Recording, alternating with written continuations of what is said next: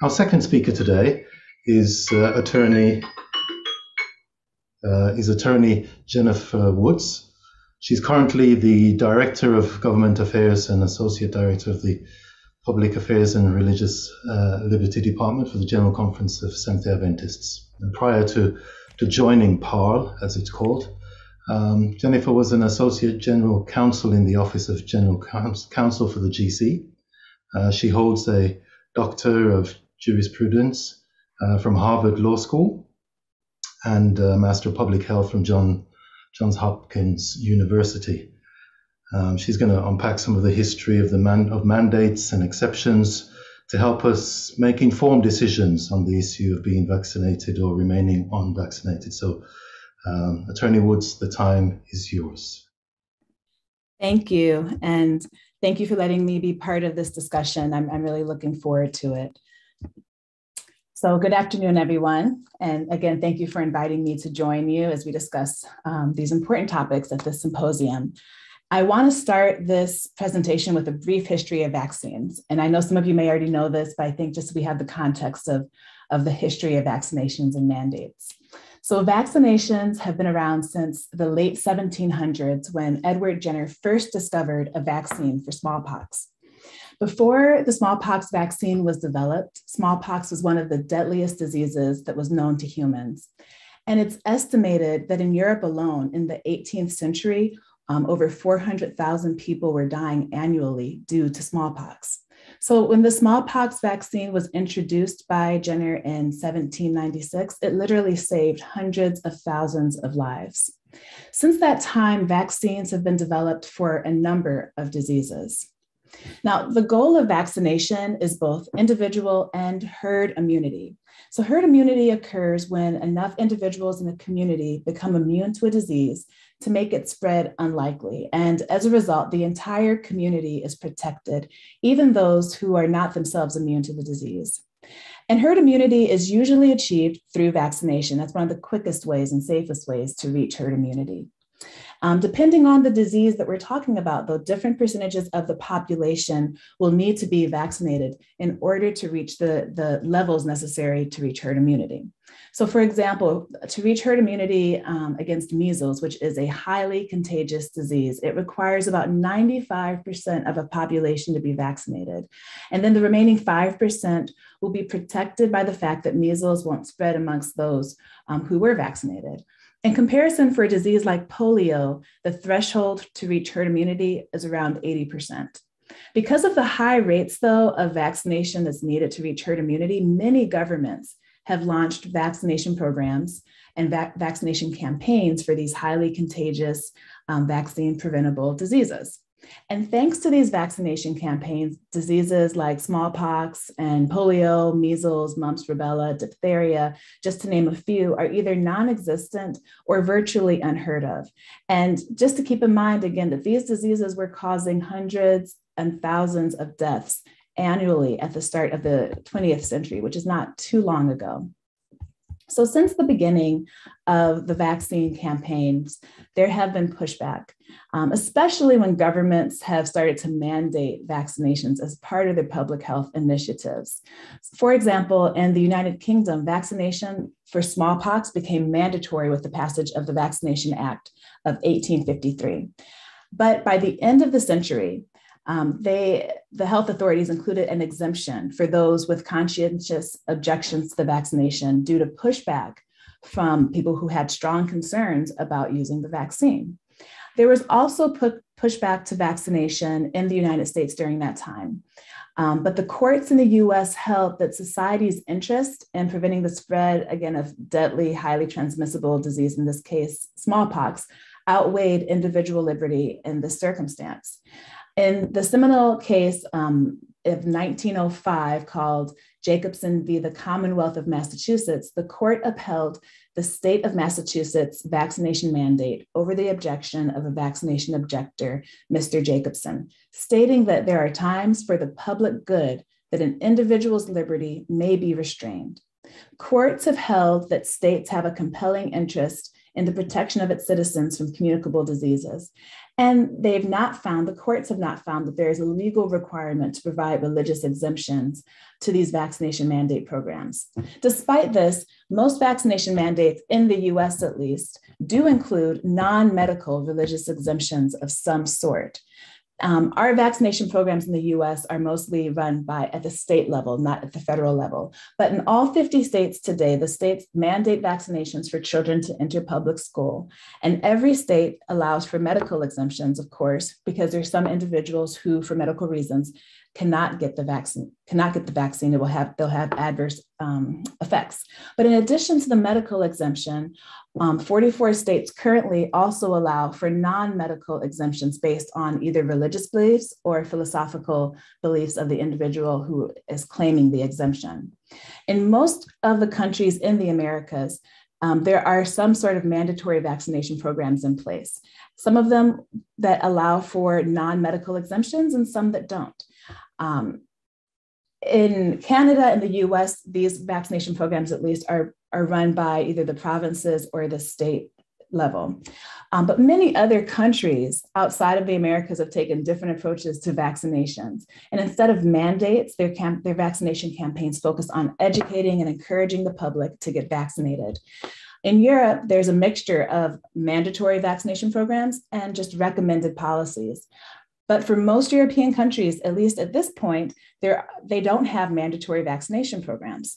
European countries were among the first to mandate vaccines for smallpox. And so they had early pushback to these mandates. And that may be one of the reasons why now they've moved to the approach of just recommending vaccines instead of requiring vaccines.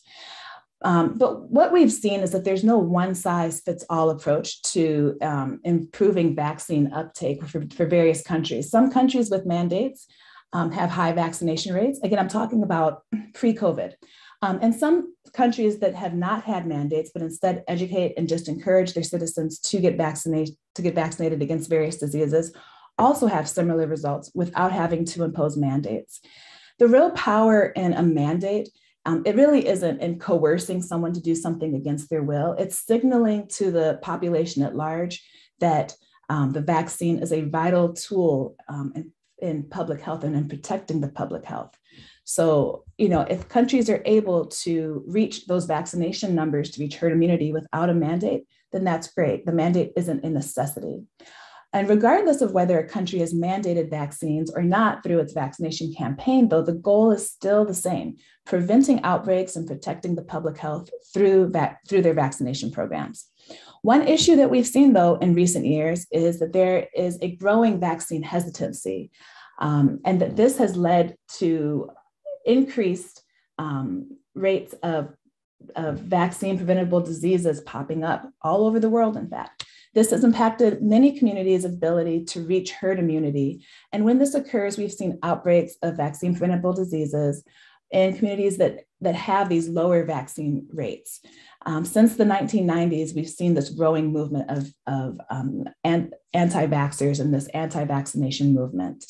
The impact of this opposition movement was seen in California in the mid-2010s. There was a recent outbreak of measles in California because the number of individuals getting the vaccination fell beneath the threshold necessary to reach herd immunity. Again, roughly 95% of a community need to be vaccinated in order to reach herd immunity. But in California, the vaccination rates for measles reached a level of 92.3% in 2013. Well, in the following year, in 2014, someone with measles visited Disneyland over the holidays, and it sparked an outbreak that rapidly grew across the state. This Disneyland outbreak was fueled again by low vaccination rates. Within months, the California legislators tightened the state's vaccination laws. They barred parents from being able to opt out of vaccinations for their children for anything other than medical reasons. And the vaccination rates increased. And now, again, communities in California are protected through herd immunity. The level of measles outbreaks was not just limited to the US. In 2019, the World Health Organization listed vaccine hesitancy, meaning reluctance or refusal to get a vaccine despite vaccine availability, as one of the top 10 threats to global health that year. Measles, for example, has seen a 30% increase in cases globally. And in the United Kingdom, you all may remember that this resurgence in cases led the World Health Organization to remove your status as a measles-free country in 2019, only a couple of years from when the United Kingdom had earned that recognition or that designation to begin with. So when outbreaks of vaccine-preventable diseases occur, this is when it can lead governments that historically had not used mandates as a tool to start imposing vaccine mandates. And this was the case in Germany in 2020, when it made the measles vaccination mandatory for schools and daycare settings after it also experienced some large outbreaks. So this illustrates a tension that governments face between respecting individual liberty and protecting the public health.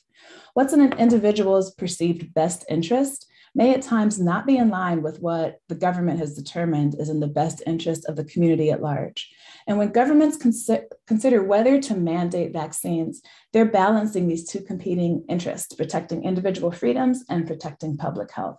They're weighing to what extent they can allow an individual to act according to his or her conscience without exposing the community to harm based on that individual's actions.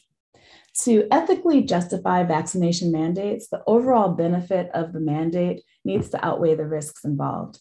And vaccination mandates have met this burden historically in certain contexts because of the overall benefits of reduced community spread and fewer deaths. That's found to be a compelling overall benefit that outweighs the risks involved of a mandatory vaccine. Vaccination mandates can serve to further protect the most vulnerable among us, including people with disabilities and fragile immune systems, children too young to be vaccinated, and vulnerable communities such as communities of color. Vaccination mandates can also serve as a safeguard for individuals whose work requires them to have regular exposure to the public, like teachers, doctors, and nurses, bus drivers, and grocery store employees. Countries are implementing various vaccination policies in trying to figure out the best way to respect individual freedom while protecting the public health as we now face this pandemic.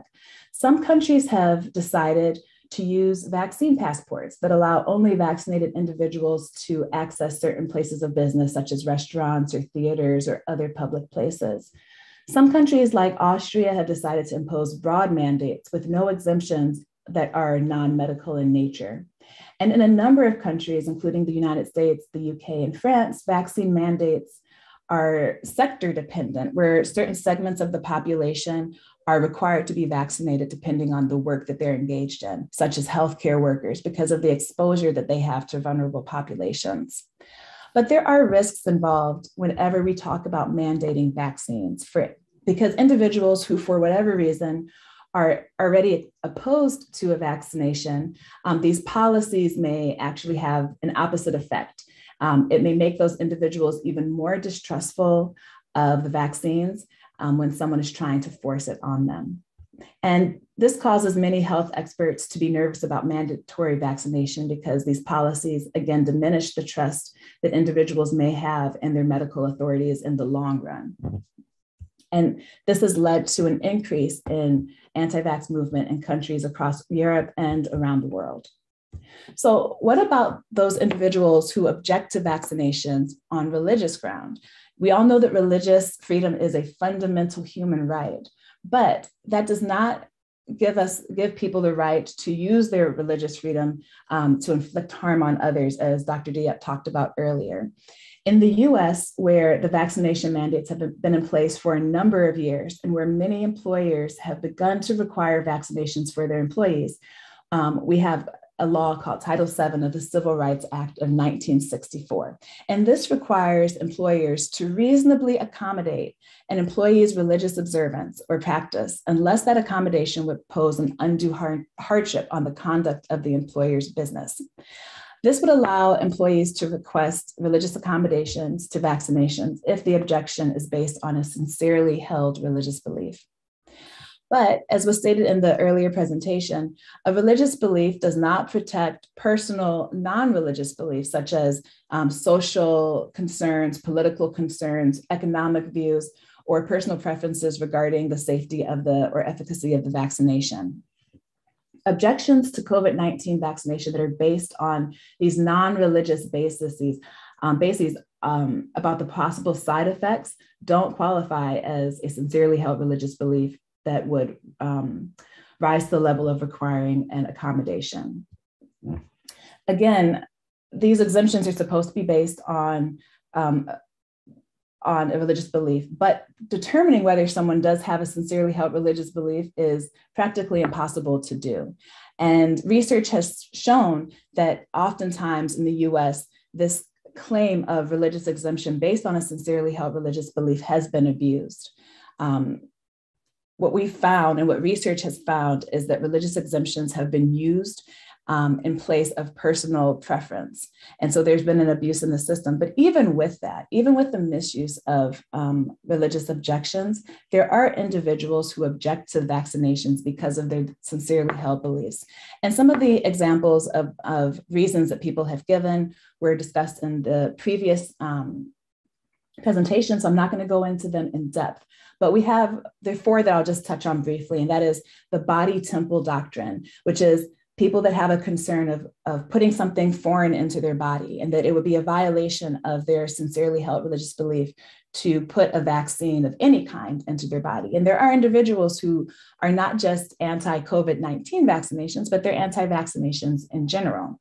There are also some that have a fear about the connection between vaccines and the use of aborted tissues, fetal tissue lines, and I'm sure that those will be talked about in a little bit more detail later on, but there's some that have religious objections based on those reasons.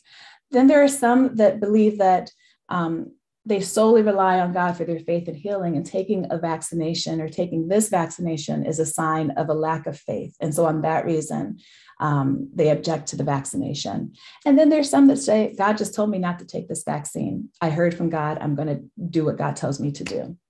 With all of that said, there are no major religious groups that are advocating against COVID-19 vaccinations. But this doesn't mean that they're not individuals, whether members of those religious traditions or not, that don't have conscientious objections to receiving the vaccinations. So now let's talk about briefly what the Seventh-day Adventist Church has to say about vaccinations and the COVID-19 vaccination in particular.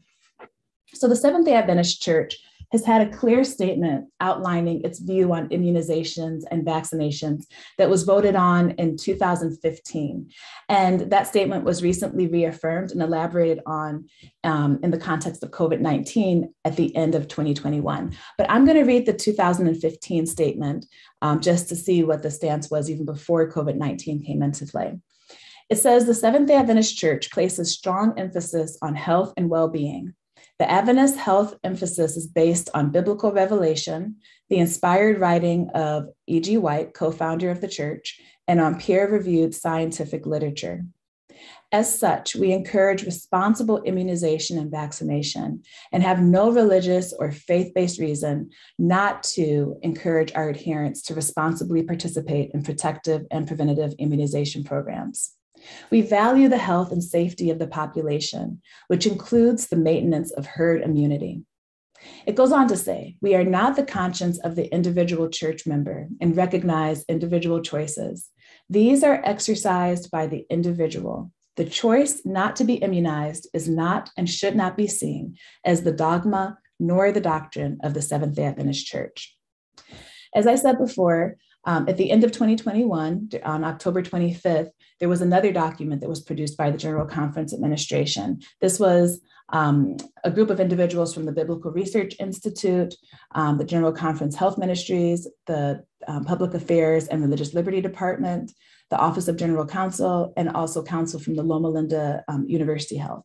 And it builds on the immunization statement from 2015 and affirms that statement, and then gives some additional information on COVID-19 vaccines. So this statement, I've pulled a few sections from the statement to talk about, but I will share the link to that statement for anyone who hasn't read it in its entirety. And I do encourage you to read that statement. It says, the Seventh-day Adventist Church is not opposed to public safety and government health mandates. Submission to government authorities is a biblical principle unless it conflicts with obedience to God. The Public Affairs and Religious Liberty Department of the General Conference regards COVID-19 as a public health crisis and views connection with vaccines accordingly. We recognize that at times our members will have personal concerns and even conscientious convictions that go beyond the teaching and positions of the church. In these cases, the church's religious liberty leaders will do what they can to provide support and counsel on a personal basis, not as a church position, even at times assisting members in writing their own personal accommodation requests to employers and others. To avoid confusion, however, about the church's own positions, it will often be the case that in such circumstances, the church will not wish its support or advocacy for the member to be reflected in public correspondence or communications. And as Dr. Diop mentioned before, the church, the Public Affairs Religious Liberty Department, will not write letters of accommodation request letters. However, we are a resource to help individuals in navigating how to write a letter if that is something that they feel convicted to do. So we are here to assist, but our department will not write letters, and we will not use church letterhead if a member wants to write a letter. So there is some balancing that goes on there. The document goes on to explain why it's important for the denomination not to be seen as advocating members' personal convictions as church doctrines or official positions of the church. It says, it is important for the church to preserve its ability to speak to issues that are central to its system of beliefs and identity, and that its influence not be diluted by pursuing personal convictions and agendas that are not central to its gospel and prophetic concerns. The Seventh-day Adventist Church is convinced that the vaccination programs that are generally being carried out are important for the safety and health of our members and the larger community. Therefore, claims of religious liberty are not used appropriately in objecting to government mandates or employer programs designed to protect the health and safety of their communities. If we use our religious liberty resources in such personal decision advocacy efforts, we believe that we will weaken our religious liberty stance in the eyes of the government and the public. Such efforts would make it less likely that these arguments will be heard and appreciated when they're used for matters of worship and religious practice. I want to highlight just one more section of this statement. And it says, the Seventh-day Adventist Church respects each individual's freedom of choice to make responsible decisions regarding their own health. The decision whether to take the vaccine or not is not a matter of salvation, nor is it related, as some may suggest, to the mark of the beast. It is a matter of personal choice. We firmly believe that in matters of personal conviction, we must be guided by the word of God, our conscience, and informed judgment. In weighing the various options, we should also take into consideration that the benefits of vaccination extend beyond oneself and help to protect the local and global community at large. And I wanted to highlight that last section because it shows that whether or not to get vaccinated is not just about us as individuals. It's about more than us. It's about our neighbors. It's about our community and about protecting the vulnerable among us. And I just want to leave with these last few points. The Seventh-day Adventist Church is made up of members with diverse opinions and thoughts on a number of issues, even outside of COVID-19 and whether to get vaccinated or not. We have differences of opinion on many, many things. And of course, our views about the vaccination and whether to take it or not are no different. So I want to end with some biblical guidance that we as Christians should keep in mind as we discuss this issue of vaccination. First, we're called to love our neighbors as ourselves. Jesus gave us the command or the mandate in Matthew 22, verses 37 through 39. It says, Jesus replied, love the Lord your God with all your heart and with all your soul and with all your mind. This is the first and greatest commandment. And the second is like it. Love your neighbor as yourself. Second, we've been called to be Christ-like. meaning that as we disagree and share our differences of opinion on this issue, we're to do it in a way that Jesus would. 1 John 2:6 says, whoever claims to live in him must live as Jesus did. So we all need to step back as we have these discussions, which sometimes can get heated and sometimes can become less than civil, and make sure that we're reflecting the love of Christ when engaging in these or other difficult issues when people hold very strong personal beliefs. And lastly, we are called to be one so the world can see and be led to Christ through us. John 17:20 and 21 says, I pray also for those who will believe in me through their message, that all of them may be one, Father, just as you are in me and I am in you. May they also be in us so that the world may believe that you have sent me. We can have differences of opinion and still be unified in Christ. And my hope and prayer is that as we continue this discussion, and after the next two presentations, as we enter into this Q&A portion, that we do so keeping these biblical principles in mind. And with that, I will end my presentation. Thank you. Thank you very much, Attorney Woods. You really laid that out very nice and clearly for us, the whole thing with exemptions and mandates, etc. So thank you. And we're still getting in questions, and thank you very much for those. We're encouraging you to keep sending in your questions to the email address that is there.